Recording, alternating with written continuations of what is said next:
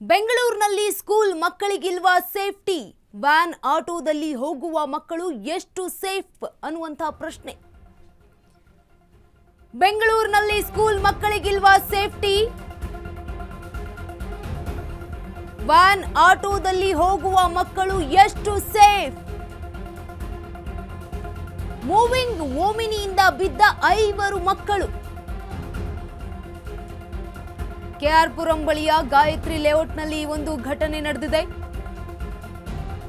ಚಲಿಸುತ್ತಿದ್ದಂತಹ ರಸ್ತೆ ಮೇಲೆಯೇ ಬಿದ್ದಂತಹ 5 ಮಕ್ಕಳು. ಚಲಿಸುತ್ತಿದ್ದ ಓಮಿನಿ ಬ್ಯಾಕ್ ಡೋರ್ ಓಪನ್ ಆಗಿದೆ. 5 ಮಕ್ಕಳು ಬಿದ್ದಿದ್ದಾರೆ ರಸ್ತೆಯ ಮೇಲೆ. ಗುಂಡಿಗೆ ಇಳಿಸಿದಾಗ ಬ್ಯಾಕ್ ಡೋರ್ ಓಪನ್ ಆಗಿರುವಂಥದ್ದು. ಆಗ ಈ ಒಂದು ಘಟನೆ ನಡೆದಿದೆ. ಡೋರ್ ಓಪನ್ ಆಗಿ ರಸ್ತೆ ಮೇಲೆಯೇ ಬಿದ್ದಿದ್ದಾರೆ ಮಕ್ಕಳು. ಅದೃಷ್ಟವಶಾತ್ ಯಾವುದೇ ಹಿಂಬದಿಯಿಂದ ಬಂದಿಲ್ಲ ವಾಹನ. ಅಪಘಾತ ಕೂಡ ಸಂಭವಿಸಿಲ್ಲ. ದುರಾದೃಷ್ಟವಶಾತ್. ಬೆಂಗಳೂರಿನಲ್ಲಿ ಸ್ಕೂಲ್ ಮಕ್ಕಳಿಗಿಲ್ವಾ ಸೇಫ್ಟಿ ಅನ್ನುವಂಥದ್ದು. ಇದೀಗ ವ್ಯಾನ್ ಆಟೋದಲ್ಲಿ ಹೋಗುವಂತಹ ಮಕ್ಕಳು ಎಷ್ಟು ಸೇಫ್ ಆಗಿರ್ತಾರೆ ಅನ್ನುವಂಥ ಪ್ರಶ್ನೆ. ಚಲಿಸ್ತಾ ಇದ್ದಂತಹ ಓಮಿನಿಯಿಂದ ಬಿದ್ದಿದ್ದಾರೆ 5 ಮಕ್ಕಳು. ಕೆಆರ್ ಪುರಂ ಬಳಿಯ ಗಾಯತ್ರಿ ಲೇಔಟ್ನಲ್ಲಿ ಒಂದು ಘಟನೆ ನಡೆದಿದೆ.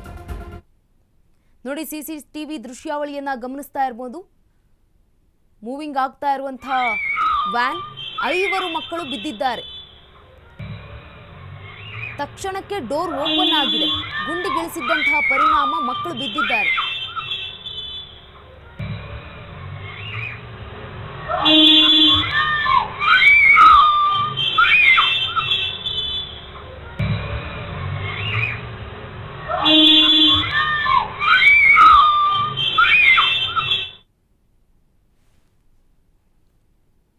ಈ ಬಗ್ಗೆ ಹೆಚ್ಚಿನ ಮಾಹಿತಿಯನ್ನ ನೀಡಲಿದ್ದಾರೆ ನಮ್ಮ ಪ್ರತಿನಿಧಿ ಅರುಣ್.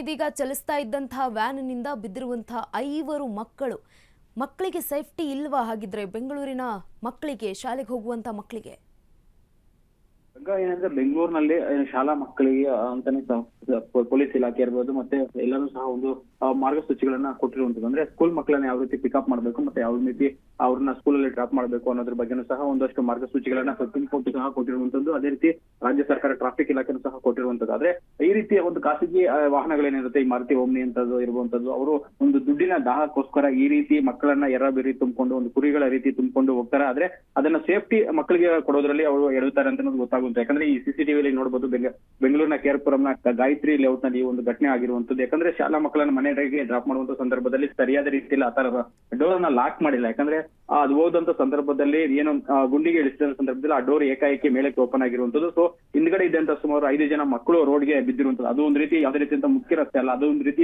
ಸೇಫ್ಟಿ ಆಗಿರುವಂತದ್ದು. ಅದ್ರ ಜೊತೆಗೆ ಅದು ಒಂದು ರೆಸಿಡೆನ್ಷಿಯಲ್ ಏರಿಯಾದಲ್ಲಿ ಮಕ್ಕಳನ್ನ ಡ್ರಾಪ್ ಮಾಡಕ್ಕೆ ಹೋಗುವಂತ ಸಂದರ್ಭದಲ್ಲಿ ರಸ್ತೆ ಘಟನೆ ಆಗಿದೆ. ಒಂದು ವೇಳೆ ಏನಾದ್ರೂ ಇದೇ ರೀತಿ ಘಟನೆ ಒಂದು ಮುಖ್ಯ ರಸ್ತೆಯಲ್ಲಿ ಆಗಿದ್ರೆ ನಿಜಕ್ಕೂ ಅವತ್ತು 5 ಜನ ಮಕ್ಕಳು ಪ್ರಾಣವನ್ನ ಕಳ್ಕೊಳ್ಬೇಕಾಗುವಂತ ಸ್ಥಿತಿ ಇರ್ತಾ ಇತ್ತು. ಯಾಕಂದ್ರೆ ಮುಖ್ಯ ರಸ್ತೆಯಲ್ಲಿ ಹೋಗುವಂತ ಸಂದರ್ಭದಲ್ಲಿ ಸ್ಪೀಡ್ ಅಲ್ಲಿ ಬರ್ತಾ ಇರುತ್ತೆ, ಬಸ್ಗಳು ಸಡನ್ ಆಗಿ ಬ್ರೇಕ್ ಆಗಲ್ಲ. ಆ ರೀತಿ ಮಕ್ಕಳು ಬಿದ್ದಂತ ಸಂದರ್ಭದಲ್ಲಿ ಮಕ್ಕಳ ಮೇಲೆ ಹರಿದು ಒಂದು ಸಾವು ನೋವು ಆಗ್ತಾ ಇತ್ತು. ಆದ್ರೆ ಅದು ಆಗಿಲ್ಲ. ಆದ್ರೆ ಈ ರೀತಿ ಏನು ಖಾಸಗಿ ಶಾಲಾ ವಾಹನ ಓಡಿಸುವಂತ ಮಕ್ಕಳು ಯಾರಿರ್ತಾರೆ, ಮತ್ತೆ ಮಾಲೀಕರು ಯಾರಿರ್ತಾರೆ, ಅವರು ಈ ರೀತಿ ಮಕ್ಕಳ ಬಗ್ಗೆ ಸೇಫ್ಟಿ ಇಲ್ಲದೆ ಈ ರೀತಿ ಕೇವಲ ದುಡ್ಡಿಗೋಸ್ಕರ ಮಕ್ಕಳನ್ನು ಈ ರೀತಿ ಎರ್ರಬೇರಿಯಾಗಿ ತುಂಬಿಕೊಂಡು ಹೋಗುವಂತದ್ದು ಎಷ್ಟು ಸರಿ. ಜೊತೆಗೆ ಪೊಲೀಸರು ಇನ್ನೂ ಸಹ ಈ ಬಗ್ಗೆ ಯಾವ್ದು ರೀತಿಯಂತಹ ಒಂದು ಕೇಸನ್ನ ರಿಜಿಸ್ಟರ್ ಮಾಡ್ಕೊಂಡಿಲ್ಲ ಗಂಗಾ. ಸೊ ಹಾಗಾಗಿ ಈಗ ಸಿಸಿಟಿವಿಯನ್ನ ಪರಿಶೀಲನೆ ಮಾಡಿ ಆ ಒಂದು ಕಾರ್ನ ನಂಬರ್ ಏನು, ಮತ್ತೆ ಯಾವ ರೂಟ್ ಅಲ್ಲಿ ಹೋಗ್ತಾ ಇತ್ತು, ಮತ್ತೆ ಆ ಕಾರ್ ಯಾರಿಗೆ ಸೇರಿದ್ದು ಏನು ಅನ್ನೋದ್ರ ಬಗ್ಗೆನೂ ಸಹ ಪರಿಶೀಲನೆ ಮಾಡಕ್ಕೆ ಮುಂದಾಗಿರುವಂತದ್ದು ಗಂಗಾ.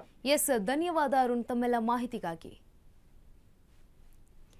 ಇದಾಗಿತ್ತು ಈವರೆಗಿನ ಸುದ್ದಿ. ಹೆಚ್ಚಿನ ಸುದ್ದಿಗಾಗಿ ನೋಡ್ತಾ ಇರಿ ಅಶ್ವವೇಗ ನ್ಯೂಸ್, ಸತ್ಯಾನ್ವೇಷಣೆಯ ಓಟದಲ್ಲಿ.